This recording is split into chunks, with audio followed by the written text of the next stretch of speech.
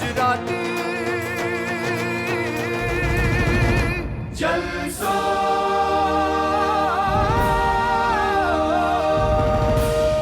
શિવાજી થયા મહારાષ્ટ્રમાં, પણ એના હાલરડા અહીંયા કરતા વધારે ભલા માણસ. કાઠિયાવાડનો એક ડાયરો એવો નથી કે જ્યાં ગુજરાતની અંદર મેઘાણીએ લખેલું આ હાલરડું ગવાતું ન હોય. ફટાફટ આપણે સ્ક્રીન ઉપર થોડીક નજર રાખજો. ગુજરાતના લોક કવિઓનો એક નાનકડો પરિચય એની કૃતિ સાથેનો આપવાનો એક નાનકડો પ્રયત્ન છે. આખા સમુદ્રમાંથી પારેવું જેમ પાણી લે અને એ પારેવાના આનંદ હોય કે મેં આખો સમુદ્ર પી લીધો, એવો આ ગુજરાતી જલસાના ડાયરાના માધ્યમથી અમારો પ્રયત્ન છે.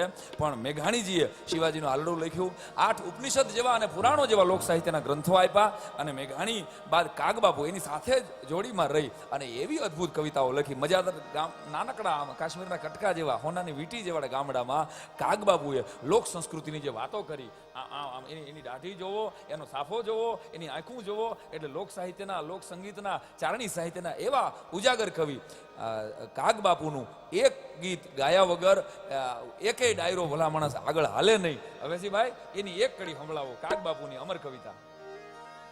એ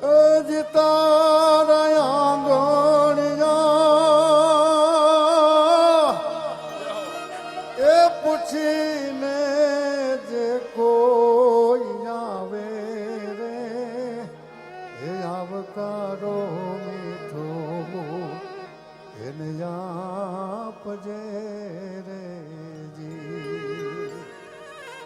એ જીતારા કાને રે એ સંકટ કોઈ સંભળાવે રે, એ બને તો થોડું તાપજે.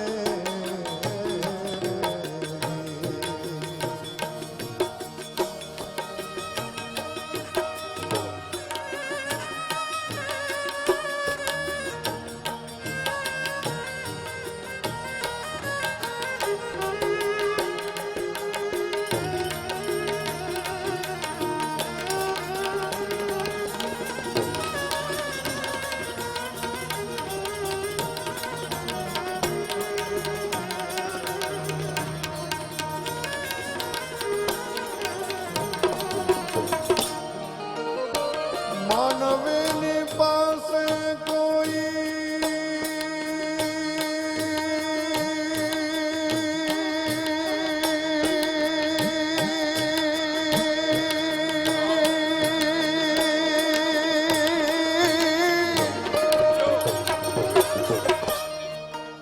માનવી ન આવે રે, માનવીની પાસે કોઈ માનવી ન આવે રે, એ જ તારા દિવસોની એ જ પાસે દુખિયા આવે રે, આવકારો મીઠો આપજે. કાગળે પાણી પાજે, ભેળો બેસ ખાજે રે, એ જીએન જાપા રે, એ સુધી તું વળાવાન જાજે રે, આવકારો મીઠો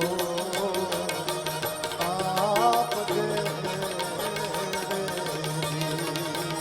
એ આવકારો મીઠો આપજે, આપજે, આપજે રે.